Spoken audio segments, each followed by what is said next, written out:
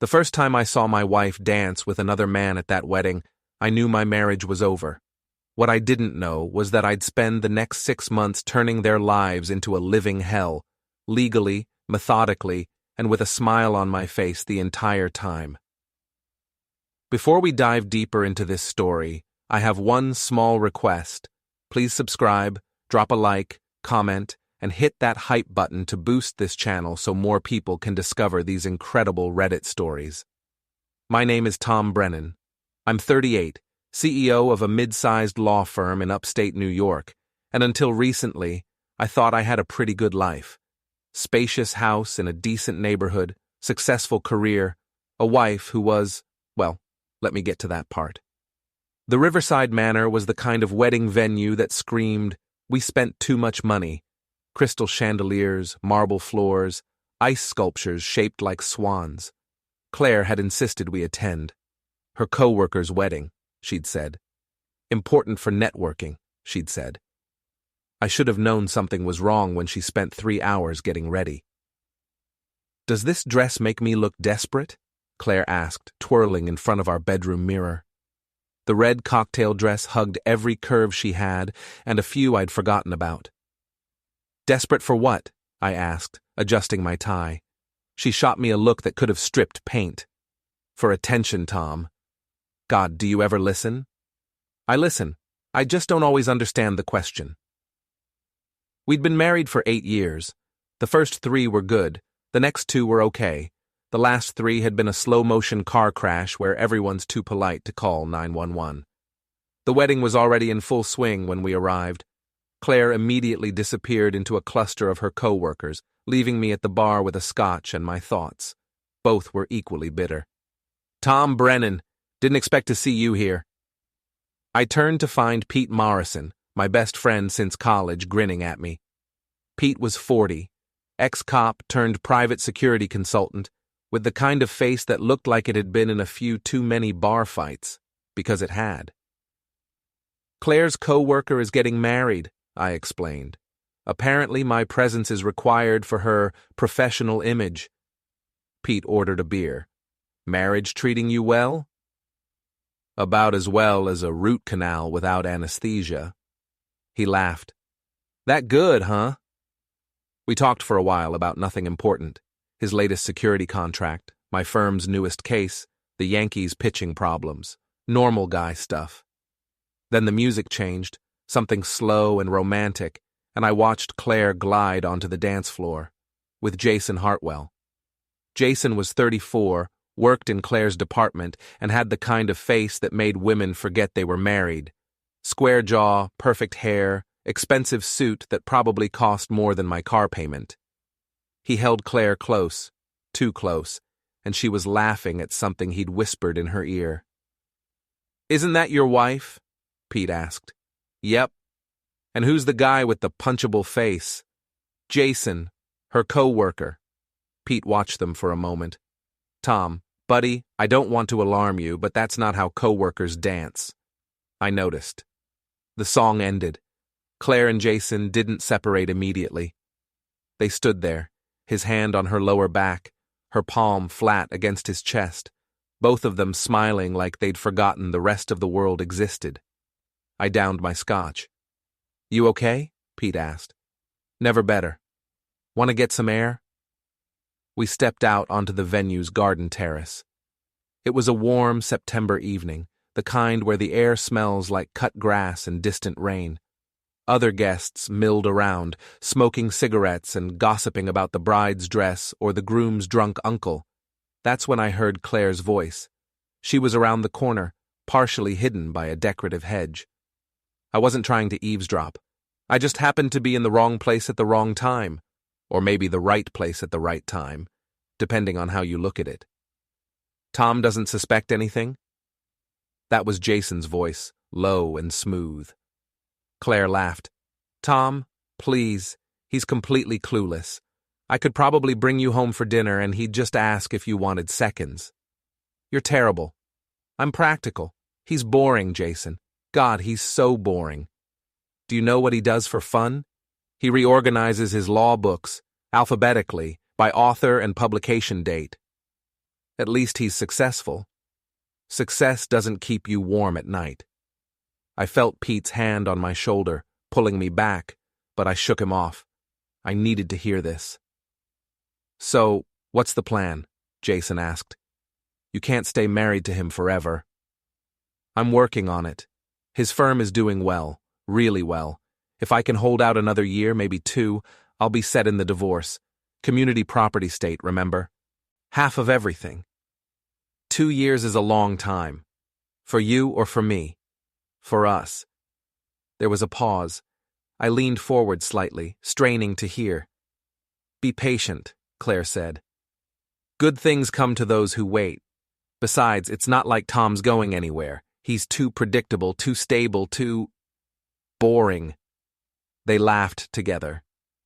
Then I heard the unmistakable sound of kissing. Pete physically dragged me away this time, back into the venue, back to the bar, where he ordered me another scotch and told me to breathe. You heard all that? I asked. Every word. So I'm not crazy. Nobody, you're not crazy, but your wife sure as hell is. I drank the scotch, then another. Pete stayed with me, making small talk, trying to distract me. But my mind was racing, cataloging every suspicious moment from the past year. The late nights at work, the new lingerie I'd never seen her wear, the way she'd started going to the gym 5 times a week, the sudden interest in her appearance. I'd thought she was just going through a phase. Turns out she was going through Jason. Around midnight, I went looking for Claire. I found her near the coat check talking to 2 of her friends, Sophie and Amanda. Sophie was tall and blonde, the kind of woman who looked like she'd stepped out of a yoga catalog. Amanda was shorter, darker, with sharp features and sharper opinions. There you are, Claire said when she saw me. Her voice was cool, distant. I was wondering where you'd disappeared to. I could say the same about you. Sophie and Amanda exchanged glances. I've been networking, Claire said. You know, actually making an effort to advance my career. You should try it sometime. I'm a CEO, Claire. I think my career is doing fine. A CEO of a law firm no one's ever heard of. Sophie snickered. Amanda looked uncomfortable. We should go, I said. I'm not ready to leave. I am. Then leave. I'll get a ride. From Jason? The temperature in the room dropped about 20 degrees. Claire's eyes narrowed. What's that supposed to mean? It means I saw you dancing. I heard you talking. I'm not as stupid as you think I am. Sophie's mouth fell open. Amanda took a step back. Claire's face went through several emotions in rapid succession: shock, anger, calculation, and finally, cold indifference. You're making a scene, she said quietly. Am I? Good. Tom, let's talk about this at home. Why? So you can lie to me in private instead of public? A small crowd had started to gather. Pete appeared at my elbow, ready to intervene if necessary. Claire leaned in close, her voice barely a whisper. You want to do this here? Fine. Yes, I've been seeing Jason. Yes, I'm planning to leave you, and yes, you're boring as hell. There. Are you happy now? I looked at her, really looked at her, for the first time in years. The woman I'd married had been kind, funny, ambitious in a good way. This woman was a stranger wearing my wife's face. Ecstatic, I said. I turned and walked out. Pete followed. Behind me, I heard Claire's friends explode into whispered conversation, and I knew by morning everyone in her social circle would know what had happened. Good. In the parking lot, Pete stopped me before I could get in my car. You're not driving, he said. Not after all that scotch. I'm fine. You're drunk and angry. Worst combination. Come on, I'll drive you home. We took my car. Pete drove in silence for a while, letting me stew. Finally, as we pulled onto the highway, he spoke. What are you going to do? I don't know. You could file for divorce. You've got grounds now. Adultery, abandonment, the works. She'd get half of everything anyway. New York law. So fight it. You're a lawyer, Tom. Use that brain of yours. I stared out the window at the passing streetlights. She thinks I'm boring. You're not boring. You're stable. There's a difference. She's been planning this for months, Pete. Maybe longer. Using me, waiting for the right moment to cash out. Then don't give her the satisfaction. Make her regret it. How? Pete grinned, and it wasn't a nice grin. It was the kind of grin that got him kicked off the police force for excessive creativity in handling suspects. I've got some ideas, he said. I didn't go home that night. Pete drove me to his apartment, a bachelor pad that smelled like pizza and gun oil, and let me crash on his couch. I didn't sleep much. Mostly, I stared at the ceiling and replayed every moment of the past 8 years, looking for the exact point where everything had gone wrong. Around 6 in the morning, my phone started buzzing, Claire calling repeatedly. I ignored it. After the 10th call, I turned off my phone. Smart move, Pete said, emerging from his bedroom in a ratty bathrobe. Coffee? Please. We sat at his kitchen table, drinking coffee that could have stripped rust off a battleship, and Pete laid out his plan. First, you need evidence, he said. Real, documented, ironclad evidence. Photos, texts, emails, whatever you can get. You're a lawyer, you know how this works. If you're going to war, you need ammunition. I'm not breaking into her phone. You don't have to. She's probably got a burner. Cheaters always do. Check the house. Look for anything hidden, anything new, anything that doesn't fit. That feels smart, strategic, necessary? I sighed. Invasive. Tom, she's planning to take you for everything you've got. She's been sleeping with another man for God knows how long. She called you boring to his face. How much more invasive can it get? He had a point. Second, Pete continued, you need to protect your assets. Talk to your partners at the firm. Make sure everything's documented properly. Move money if you have to. Legally, of course. Set up accounts she doesn't know about. That's also legal.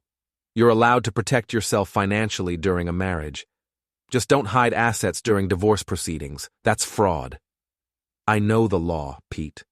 Then use it. Third, you need to go public. Not immediately, but eventually. People like Claire, they live for their reputation. She's all image, all surface. You want to hurt her? Destroy that image. Let everyone know what she really is. That's cruel. So is what she did to you. I drank my coffee. Pete was right, of course. He was usually right about these things. The cop instincts never really left him. There's one more thing, Pete said. You need to be smart about this. No violence, no threats, nothing illegal. You're a CEO, Tom. You've got a reputation to protect too. Everything you do has to be clean, legal, and defensible in court.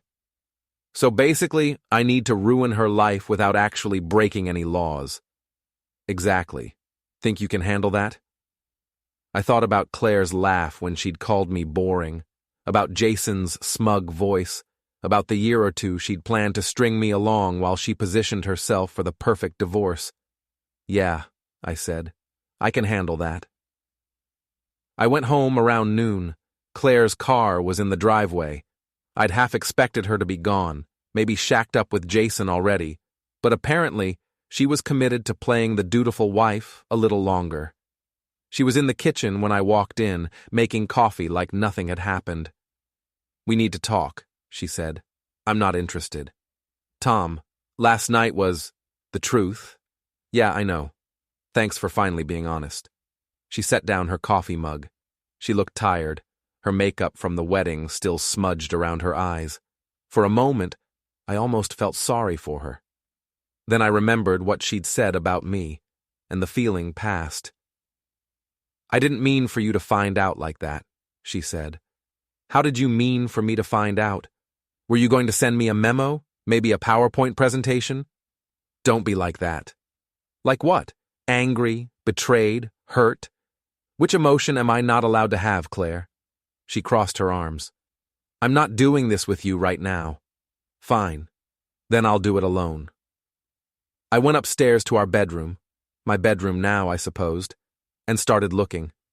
I wasn't sure what I was looking for exactly, but Pete's words echoed in my head. Burner phone. Something hidden. Something new. It took me 20 minutes to find it. The phone was taped to the back of Claire's dresser drawer, a cheap, prepaid smartphone still in its original packaging. I peeled it off carefully, powered it on, and felt my stomach drop. Hundreds of texts, months of messages between Claire and Jason. I sat on the bed and started reading. Jason, missing you already. Last night was incredible. Claire, Tom's working late again. Come over? Jason, can't. Wife's home? Tomorrow? Claire, he's so clueless, I could probably tattoo your name on my forehead and he wouldn't notice. Jason, when are you going to leave him? Claire, soon. Just need to time it right. His firm just landed a huge client. If I wait until the payout, I'll get half. Jason, you're devious. I love it. Claire, you love my body.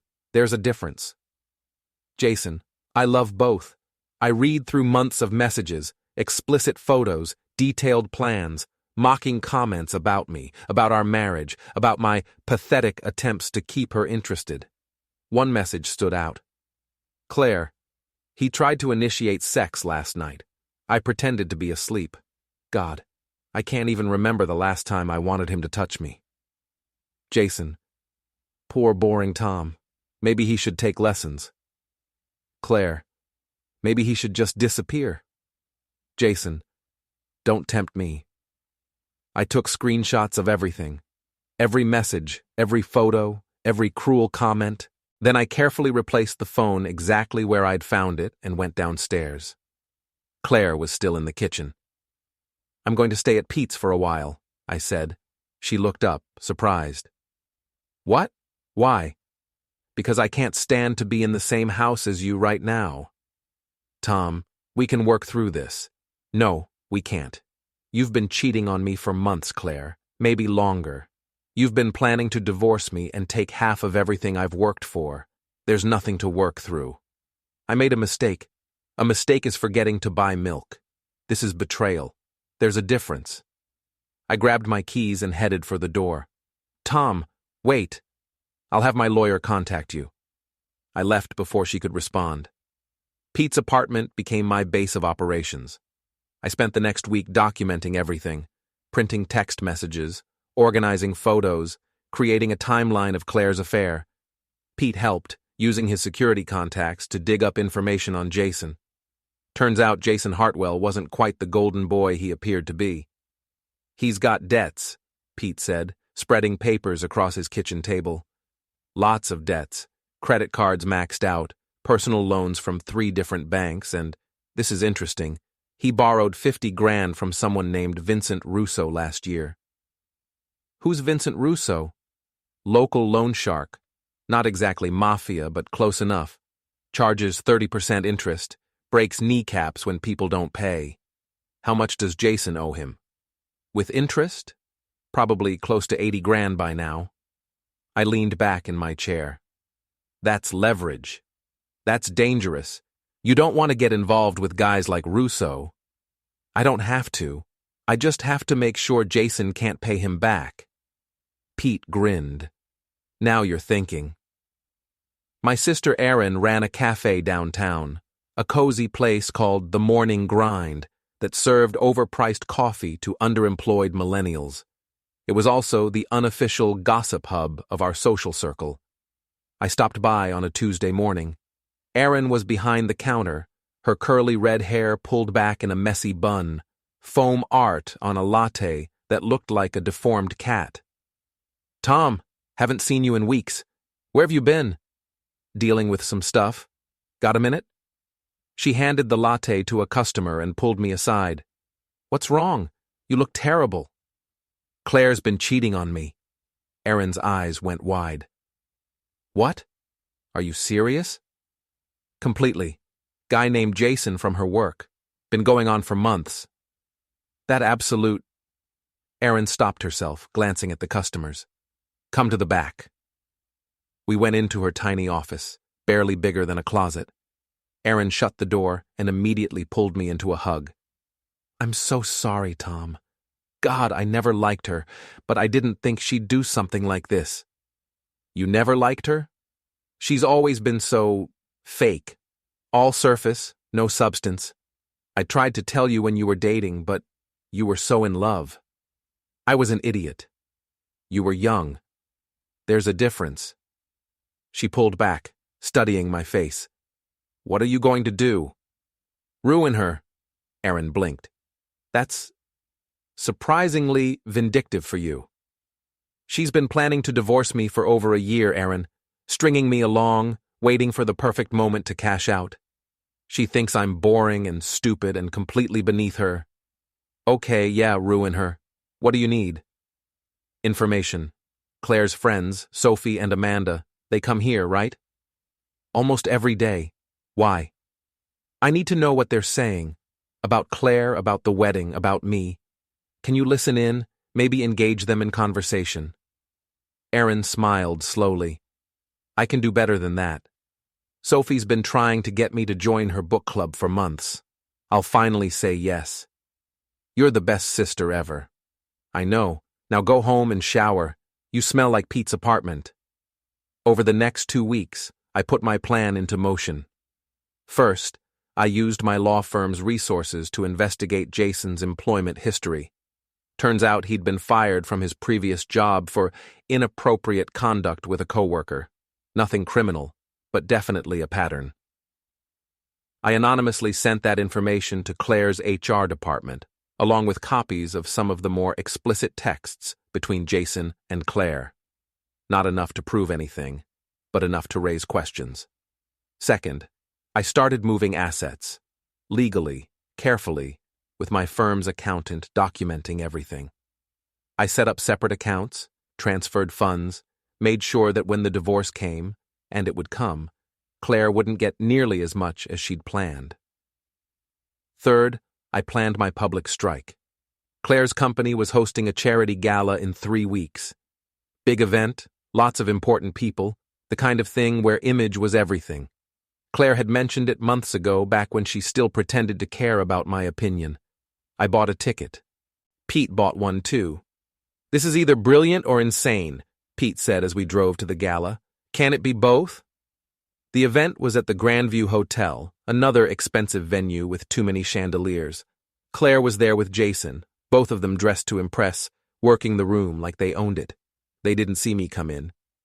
I'd arranged a little surprise with the event coordinator, a special raffle to raise additional funds for charity. The prize was a weekend getaway to the Hamptons. Everyone loved a good raffle. The coordinator called for attention around 9 o'clock. Ladies and gentlemen, it's time for our special raffle. If you purchased a ticket, the winning number will be displayed on the screen behind me. The lights dimmed. The screen lit up. But instead of a raffle number, photos appeared. Claire and Jason at a hotel. Claire and Jason kissing in a parking lot. Screenshots of their text messages, blown up to 10 feet tall. He's so clueless. When are you going to leave him? Just need to time it right. The room went silent. Then someone gasped. Then everyone started talking at once. Claire's face went white. Jason looked like he wanted to disappear into the floor. I stepped forward, into the light. Sorry about the mix-up, I said loudly. Must have been a technical error, though I have to say that's the most honest my wife has been in months. Claire found her voice. Tom, what? How dare you? How dare I? That's rich, Claire, really rich. Security was moving toward me, but I'd already accomplished what I came for. Everyone in that room, Claire's co-workers, her boss, her friends, her professional network, had seen the truth. Pete grabbed my arm. Time to go, buddy. We left before they could throw us out. Behind us, I could hear Claire screaming, Jason trying to explain, and the delicious sound of reputations crumbling. In the parking lot, Pete was laughing so hard he could barely breathe. That was insane, he managed. Absolutely insane. How did you hack the screen? I didn't hack anything. I paid the AV guy $500 to play my USB drive instead of the raffle software. You're a genius. I'm motivated. There's a difference. My phone buzzed. A text from Erin. Sophie just called me. She's freaking out. Everyone's talking about Claire. This is amazing. I smiled. Phase 1 complete. The fallout from the gala was immediate and brutal. Claire was placed on administrative leave pending an investigation into her inappropriate workplace relationship. Jason was fired outright. Apparently, the explicit texts violated the company's code of conduct. Sophie and Amanda, who'd been copied on several of Claire's gossipy emails about me, found themselves under scrutiny too. Nothing fireable, but enough to damage their reputations. Erin kept me updated through her cafe gossip network. Amanda's furious, she reported over coffee. She's saying Claire dragged her into this mess, that she barely knew about the affair. That's a lie. I've got texts where Amanda helped Claire coordinate hotel meetups. Want me to leak those? Not yet. Let them turn on each other first. Claire tried calling me repeatedly. I ignored every call. Finally, she showed up at Pete's apartment. I answered the door. We need to talk, she said. No, we don't. Tom, please. What you did at the gala, that was cruel. That was humiliating. Good. Now you know how I felt. I made a mistake. Stop calling it a mistake. You planned this. You orchestrated it. You used me. Her eyes filled with tears. Real ones, I thought, though with Claire it was hard to tell. I never meant to hurt you. Yes, you did. You just didn't mean to get caught. I started to close the door. She stuck her foot in the way. Tom, wait. We can fix this. Counseling, therapy, whatever you want. Just don't throw away 8 years of marriage. You already threw it away, Claire. I'm just taking out the trash. You're being vindictive. I'm being honest. Finally. I closed the door. She pounded on it for a few minutes, then gave up and left. Pete emerged from his bedroom. You okay? Yeah, actually, I'm better than okay. Good. Because I've got more intel on Jason. We sat down with Pete's laptop. He'd been digging deeper into Jason's finances, and what he'd found was interesting. Jason's car, that fancy BMW he drives, it's not his. It's leased, and he's 3 months behind on payments. His apartment? Also behind on rent. And remember that loan from Vincent Russo? Jason missed his last 2 payment deadlines. How much time does he have before Russo sends someone to collect? A week, maybe 2. Guys like Russo, they're not patient. What if Jason suddenly couldn't make any money at all? Pete grinned. What did you have in mind? I tracked Jason to his gym the next morning. He worked out at an upscale place downtown, the kind with eucalyptus-scented towels and personal trainers who cost more per hour than most people make in a day. I waited in the locker room.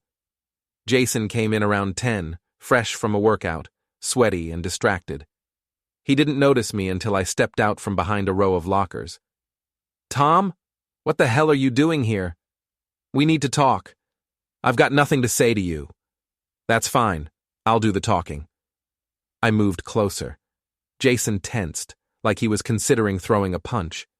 I'm not a fighter, never have been, but I'm bigger than Jason, and right then, I was angrier. You ruined my life, Jason said. No, you ruined your life. I just made sure everyone knew about it. That stunt at the gala, you had no right. I had every right. You slept with my wife. You mocked me. You helped her plan to take everything I've worked for. So yeah, I had the right. Claire said you were pathetic. She was right. I grabbed him by the shirt and shoved him backward into the shower stall. He stumbled, caught himself. Then I turned on the cold water. Full blast. Jason yelped as freezing water hit him. He tried to push past me, but I blocked the exit. Here's what's going to happen, I said calmly. You're going to stay away from Claire. You're going to stay away from me. You're going to leave town if you're smart, because in about a week, Vincent Russo is going to come looking for the 80 grand you owe him, and I don't think he's going to be as nice as I am. You can't. I can, and I will. I know where you live, Jason. I know everything about you. Your debts, your lies, your pattern of sleeping with coworkers. If you come near anything I care about again, I'll make the gala look like a birthday party." I let him go. He stood there, soaking wet, shivering, looking small and pathetic. "You're insane," he said. "No, I'm just not boring anymore." I left him there and walked out of the gym feeling better than I had in months. That afternoon, I took care of Jason's car. Pete had taught me a trick back in college, a harmless but deeply annoying prank. I bought a bag of raw shrimp from the grocery store, waited until dark, then found Jason's BMW in his apartment complex parking lot. I removed the cabin air filter and stuffed the vents full of shrimp. Then I added a little sugar to his gas tank, not enough to destroy the engine, but enough to cause problems. The next morning, I parked across the street and watched. Jason came out around 8, got in his car, started the engine. Nothing happened immediately. He pulled out of the parking lot, made it about 2 blocks, then the car started sputtering.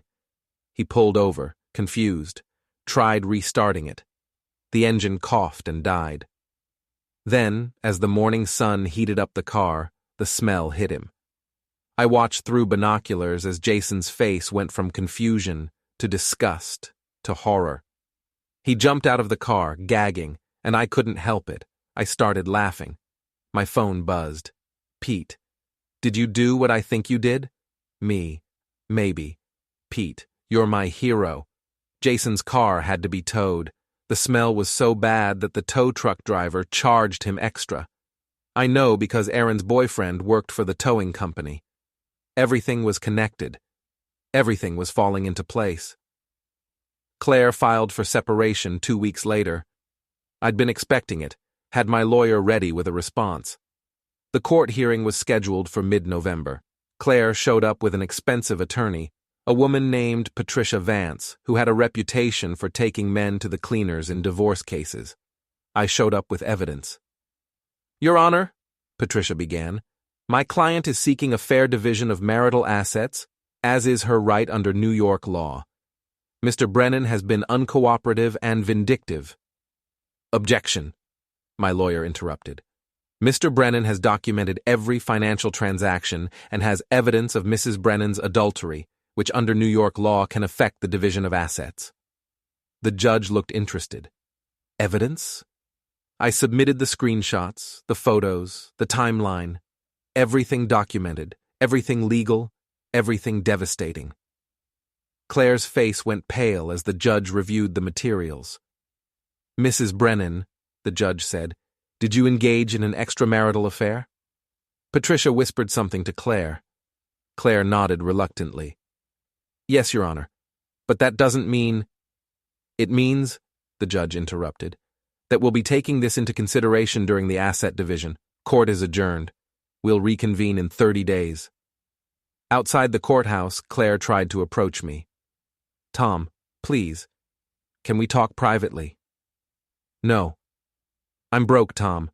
Jason's gone, he left town, and I've got no job, no money, no sympathy from me. You're right about that. I'm sorry. I'm truly, genuinely sorry." "You're sorry you got caught. There's a difference." Patricia pulled Claire away before she could respond. As they walked to their car, I heard Claire sobbing. I felt nothing. Pete met me at a bar that evening to celebrate. "You're winning," he said, raising his beer. "She's losing her case, her reputation, everything. It's not enough." "What do you mean?" "She needs to understand what she did. Really understand. The public humiliation was good, but it's not personal enough. Tom, you've already destroyed her career and her social life. What else is there?" I thought about it. One more thing. One final move. "What?" "I'll know it when I see it." The opportunity came a week later. Aaron called me, excited.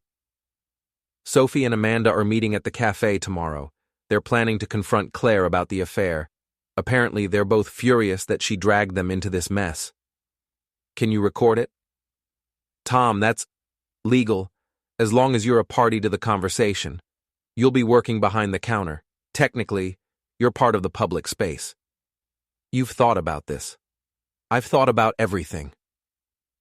The next day, Erin set up her phone behind the counter, angled toward the table where Sophie and Amanda sat with Claire. I watched the recording that evening. It was brutal. "You ruined us," Amanda said. "We're being investigated at work because of your stupid affair." "I didn't ask you to lie for me," Claire shot back. "You absolutely did. You begged us to cover for you, to make excuses, to—" "I made a mistake." "A mistake?" Sophie laughed bitterly. "You had a year-long affair, Claire. You used us. You used Tom. You used everyone. Jason loved me. Jason left you. He left town rather than deal with the mess you created." Claire started crying, real, ugly, desperate crying. "I've lost everything," she said. "My job, my marriage, my friends." "You did this to yourself," Amanda said coldly. "Don't expect us to feel sorry for you." They left. Claire sat alone at the table, crying into her coffee. Erin sent me the recording. "This feels cruel, Tom." "It is cruel, but it's also the truth." I didn't release the recording publicly. I didn't need to. Sophie and Amanda did it themselves, posting about the confrontation on social media, letting their followers know exactly what kind of person Claire was. The story went viral locally.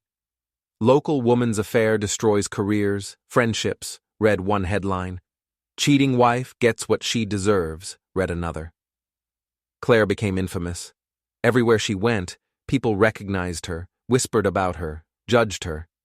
I watched from a distance, feeling satisfied but not quite complete. There was still one more move to make. The final court date was set for December 15th. A week before, Claire called me. "Tom, please, I need to see you." "No. Please. Just once. I'll come to you." Against my better judgment, I agreed. Pete insisted on being there, hiding in the next room just in case. Claire showed up at 8 o'clock on a Thursday night. It was snowing, the first real snow of the season, and she looked half frozen when I opened the door. "Thank you for seeing me," she said. I didn't invite her in. We stood in the doorway, cold air rushing past us. "What do you want, Claire?" "I want to fix this. I want us to fix this." "There's no us anymore." "There could be. Tom, I made terrible mistakes, but we had something good once. We could have it again." "You're only saying this because you're broke and desperate." "That's not true." "It's completely true. If you'd won in court, if you'd gotten half my assets like you planned, you wouldn't be here. You'd be off with Jason, or someone like him, spending my money and laughing about how stupid I was." She stepped closer. "Tom, please. I love you." "No, you don't. You never did. You loved what I could provide, security, stability, money, but you never loved me. That's not fair." "Fair? You want to talk about fair? You cheated on me for over a year. You mocked me to your lover. You planned to take everything I'd worked for, and now you want me to forgive you because you're facing consequences?" Claire's expression changed. The tears stopped. Her face hardened. "You're enjoying this," she said. "You're enjoying watching me suffer." "Yes, I am." "You're not the man I married." "Good. That man was boring, remember? Clueless, pathetic. This man knows exactly what you are." She slapped me, hard. My cheek stung, but I didn't move. "Feel better?" I asked. "I hate you." Finally, some honesty. That's when Jason showed up. I don't know how he knew Claire was here. Maybe she'd texted him. Maybe he'd been following her. Either way, his car pulled up behind Claire's, and he got out, looking desperate and wild. "Claire, get away from him!" Claire turned, surprised. "Jason, what are you doing here?" "Saving you from this psycho," I almost laughed. "I'm the psycho? That's rich." Jason stormed up the driveway. He looked terrible. Unshaven, clothes wrinkled, eyes bloodshot. The debts had clearly caught up with him. "You destroyed my life," Jason said, pointing at me. "You destroyed your own life. I just made sure people knew about it. I've got nothing left. No job, no money, no one to blame but yourself." Jason lunged at me. I sidestepped. Pete had taught me that move, and Jason stumbled past me, crashing into Claire. They both went down in a tangle of limbs and snow. Pete burst out of the house.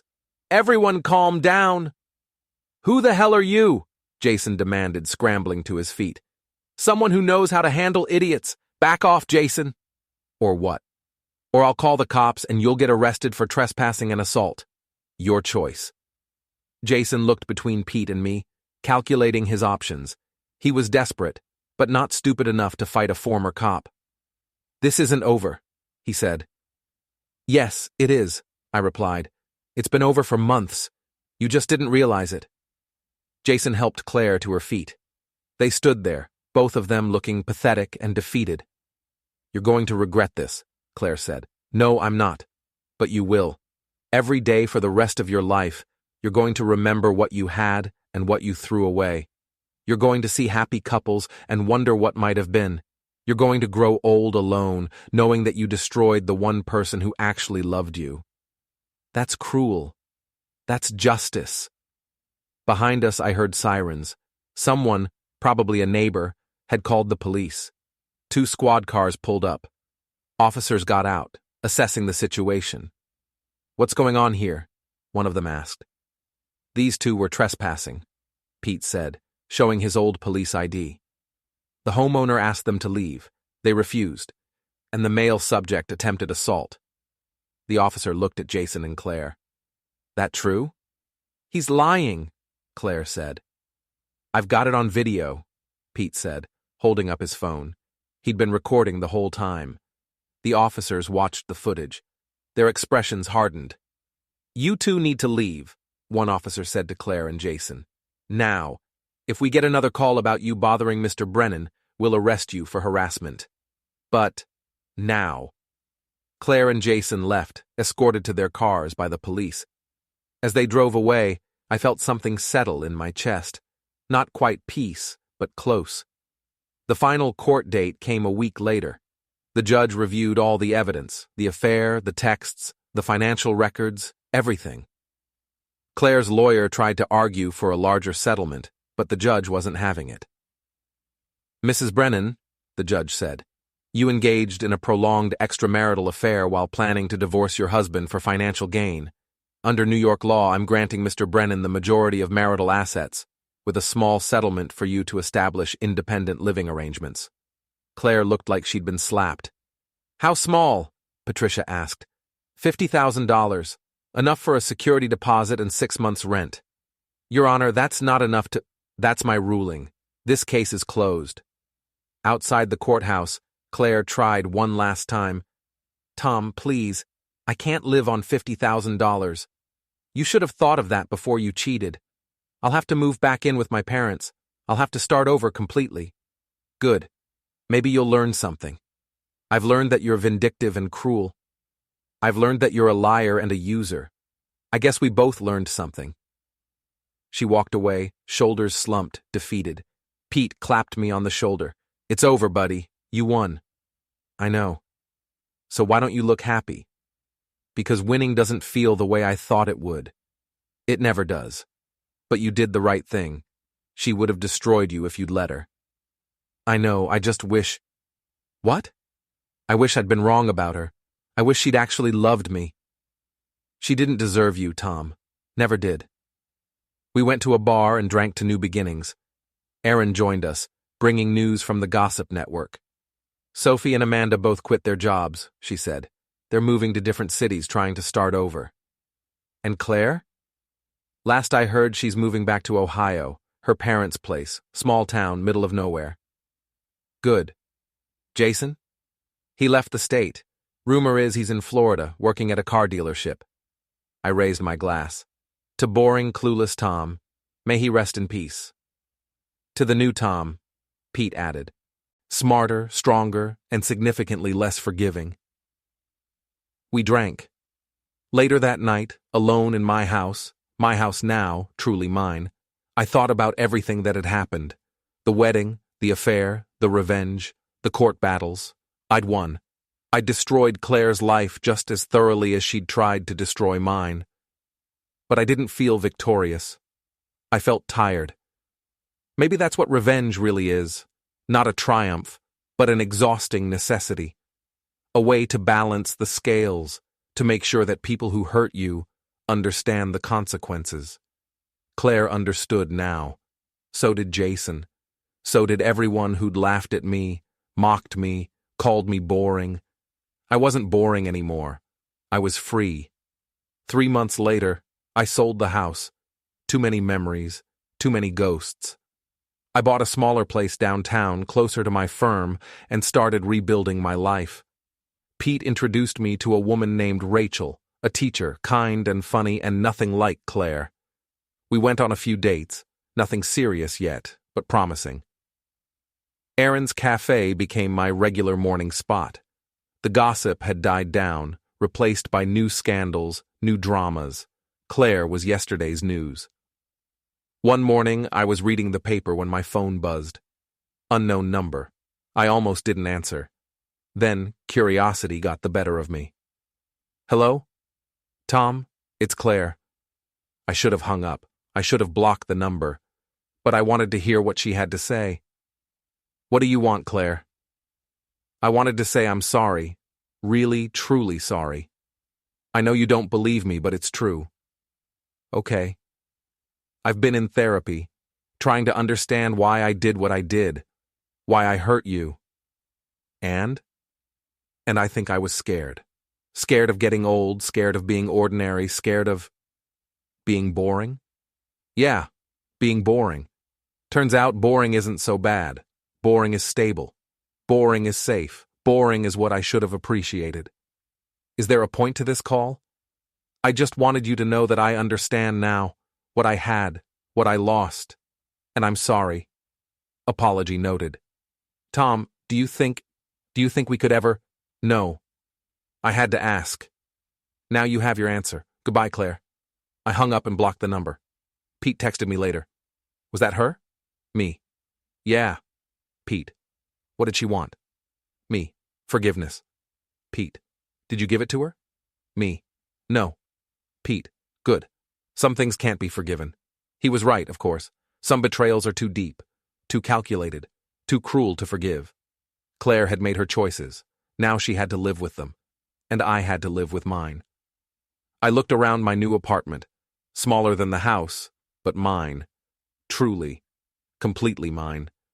No shared memories, no ghosts, no reminders of a marriage that had been dying for years before I'd noticed. I thought about the man I'd been at that wedding, watching his wife dance with another man, too polite or too scared to make a scene. That man was gone. In his place was someone harder, smarter, less trusting. Someone who'd learned that sometimes the only way to win is to fight as dirty as your enemies. I didn't regret it. Not the public humiliation, not the financial warfare, not the systematic destruction of Claire's reputation and life. She'd tried to destroy me first. I'd just been better at it. My phone buzzed again. This time, it was Rachel. Still on for dinner tonight? Me. Absolutely. Looking forward to it. Rachel. Me too. See you at 7. I smiled. Life was moving forward. New relationships, new possibilities, new chapters. The past was dead and buried, right where it belonged. I finished my coffee, grabbed my briefcase, and headed to work. Another day, another case, another chance to use my skills for something productive. But I'd never forget what I'd learned. That nice guys don't always finish last, as long as they're willing to stop being nice when necessary. Claire had called me boring, clueless, pathetic. She'd learned the hard way that boring men can be dangerous when pushed too far, and clueless men can be absolutely ruthless when they finally open their eyes. I walked out into the morning sun, feeling lighter than I had in years. The revenge was complete, the war was won, and I was finally, truly free.